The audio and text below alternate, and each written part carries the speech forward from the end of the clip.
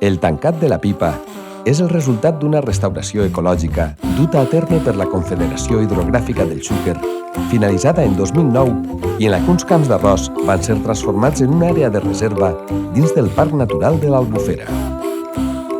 En família, amb amics, amigues o amb el teu centre educatiu, participa i gaudeix de visites guiades, voluntariats, activitats de ciència ciutadana i de tot tipus en un lloc privilegiat en el cor del Parc Natural de l'Albufera.